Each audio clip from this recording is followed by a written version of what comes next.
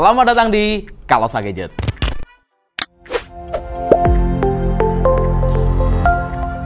Bersama saya Riko, kali ini kita akan mereview sebuah produk dengan sejujur-jujurnya dan kita tidak di-endorse sama sekali oleh brand manapun. Di video kita kali ini, kita akan membahas mengenai laptop dengan Intel Iris Xe Max. Tapi ini bukan Acer Swift 3X, melainkan brand dari Asus dan spesialnya lagi laptop ini touchscreen. Sebelum lanjut ke pembahasan videonya, mengingatkan untuk teman-teman bahwa video kita akan selalu tampil di hari Rabu dan hari Minggu jam 6 sore dan jam 12 siang. Oke, teman-teman udah penasaran laptopnya? Ini dia.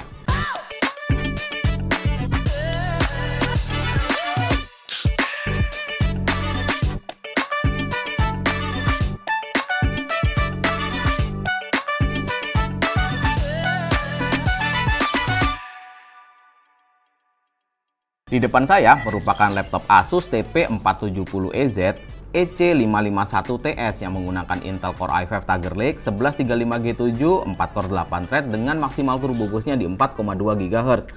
Untuk fabrikasinya di 10 nanometer Superfin Technology dan dia memiliki 28 watt TDP. Untuk RAM-nya di 8GB LPDDR4X atau onboard dia tidak bisa ditambah lagi dengan speed 4267 dan storage-nya menggunakan Intel 660p dengan besar 512GB NVMe. Dan laptop ini seperti saya katakan di awal memiliki GPU Intel Iris Xe Max 4GB LPDDR4 dan laptop ini dibanderol di angka 13.999.000 include garansi 2 tahun dan Office Home Student 2019. Setiap paket pembelian dari laptop Asus ini kalian akan pasti mendapatkan charger 65 watt, stiker pack seperti ini, stylus pen, dan pen holder yang keren berupa magnet seperti ini yang dapat kalian letakkan di bagian layar seperti ini. Ini keren.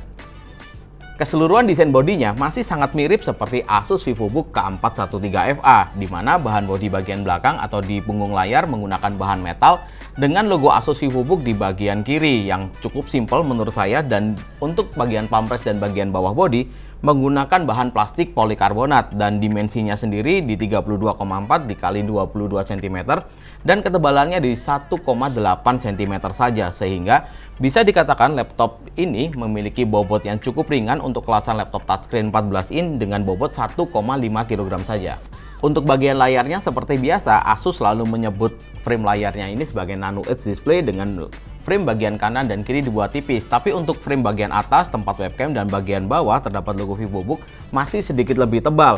Untuk layarnya sendiri dia menggunakan 14 in Full HD glossy karena memang dia laptop touchscreen dengan IPS level dan memiliki color gamut di 45% NTSC serta kecerahannya di 250 nit serta 60 Hz refresh rate-nya.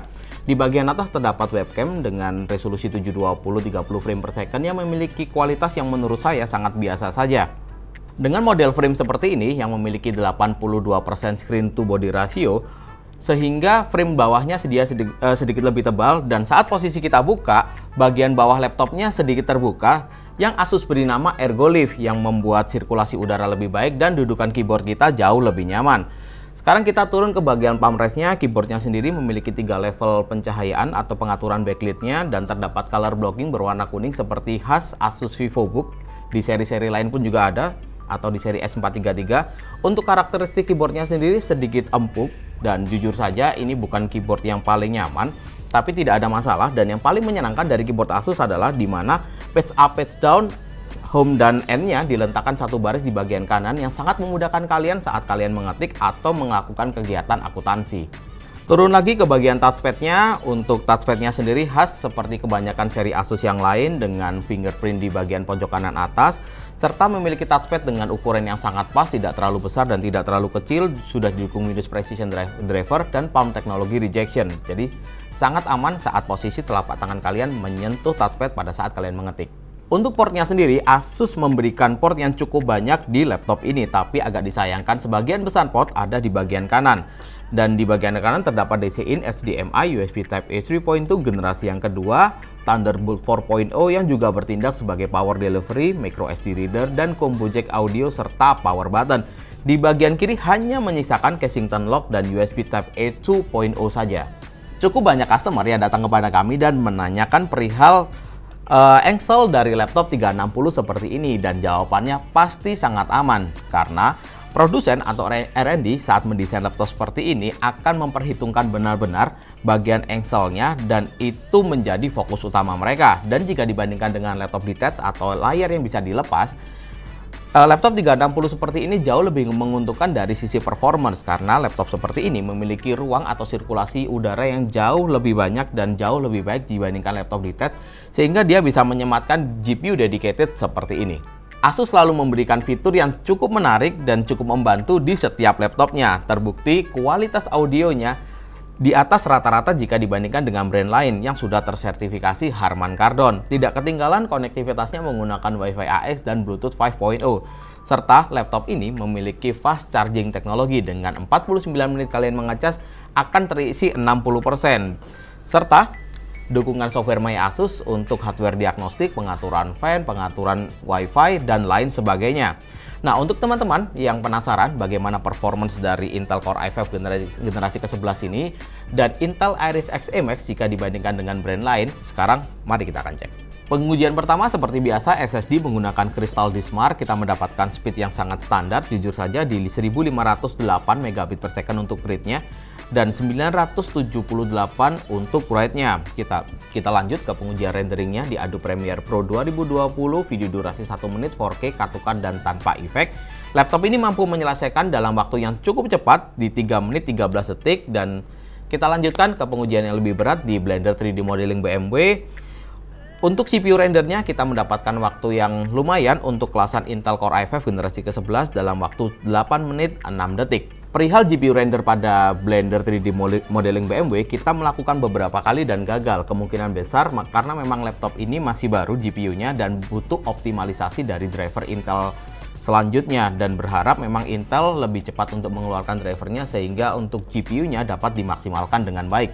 Kita lanjut ke pengujian sintetisnya di Cinebench R15 dan R20. Untuk R15 kita mendapatkan skor yang lumayan tinggi di 875 dan R20 single core performance di 513 dan multicore-nya di 2290, dan kita looping 10 kali untuk kita cek konsistensinya. Dan seperti kebanyakan seri Intel generasi ke-11, laptop ini juga cukup konsisten dan rata-rata di pengujian 10 kita mendapatkan di 2100 poin. Luar biasa. Lanjut ke pengujian simulasi gamingnya 3D Mark Firestrike, kita mendapatkan skor yang cukup tinggi jika dibandingkan dengan laptop non-gaming, dan skor yang kita dapatkan di 5726 dengan suhu maksimal di 82 derajat Celcius. Serta laptop ini luar biasa lolos uji stress test dengan hasil yang cukup meyakinkan di 98%. Dan berikut adalah grafik Firestrike dari beberapa tipe laptop yang setara laptop ini yang sudah pernah kita review.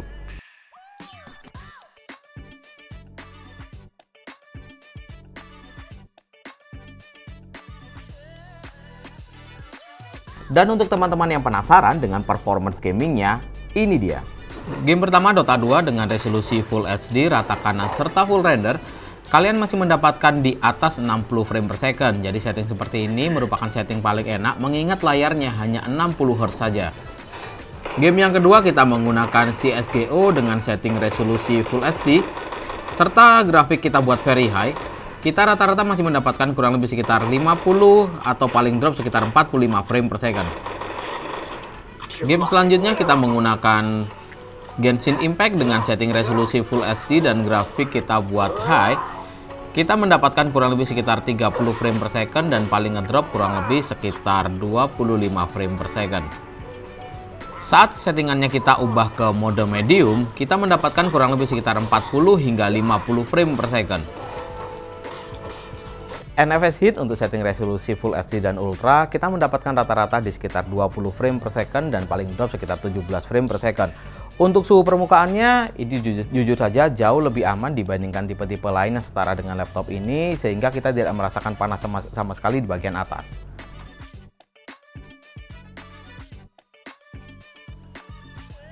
NFS setting low kita tidak lanjutkan karena saat kita ubah settingannya terdapat kode error yang mengindikasi bahwa driver grafiknya tidak stabil. Kita lanjutkan ke GTA 5 dengan setting resolusi Full HD, tekstur kita buat normal dan grafik kita buat ultra. Kita rata-rata masih mendapatkan kurang lebih sekitar 40 hingga 45 frame per second.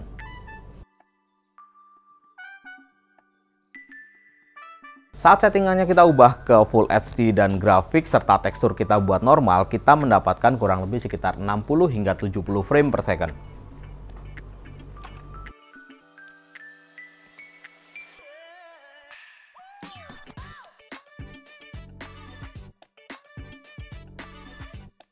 Far Cry 5 Full HD dan grafik kita buat Ultra, kita rata-rata mendapatkan kurang lebih sekitar 19 hingga 21 frame per second.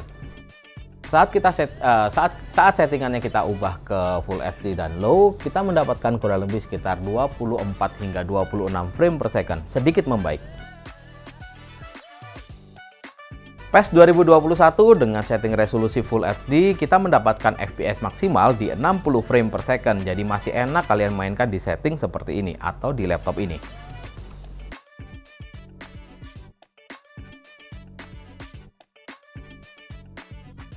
Berikut adalah hardware dari Asus VivoBook TP470. Terdapat 2 buah heat pipe, 1 fan, dan 1 buah exhaust. Tidak ada yang bisa di-upgrade sama sekali kecuali SSD-nya karena RAM seperti yang saya jelaskan di awal onboard. Jika kalian mau upgrade SSD-nya, kalian harus lepas yang 512 dan pasang yang lebih besar. Untuk kapasitas baterainya sendiri di 3550 mAh dengan 42 Wh. Pada pengujian baterainya, saya sangat berharap laptop ini bisa bertahan hingga 10 jam, tapi faktanya tidak seperti itu. Laptop ini pada pengujian PCMark 10 Modern Office hanya dapat bertahan di 6 jam 31 menit. Itu pun kita menggunakan brightness 50%, backlight kita buat off, wifi off, dan kita buat balance performance seperti kita melakukan kebanyakan di laptop yang lain. Dan saya rasa laptop ini juga memang mengejar segmen para pebisnis atau para profesional yang tidak terlalu menuntut akurasi warna. Ataupun laptop ini sebenarnya secara performance sangat cocok juga untuk kalian pakai sebagai desain atau untuk konten kreator, tapi sekali lagi agak disayangkan akurasi warnanya hanya 45% NTSC. Kesimpulannya adalah untuk desain kita berikan skor 8, untuk fitur karena laptop ini sekali lagi tidak memiliki akurasi warna yang terlalu tinggi, kita berikan skor 7,5, dan performance jika dibandingkan dengan harga kita berikan skor 8. Thank you banget udah nonton video ini, jangan lupa klik like, share, dan subscribe, dan kalau kalian ada pertanyaan kalian bisa tinggalkan di kolom komentar. Jangan lupa juga follow sosial media kita yang linknya saya letakkan di kolom deskripsi. Saya Rico, see you on the next video.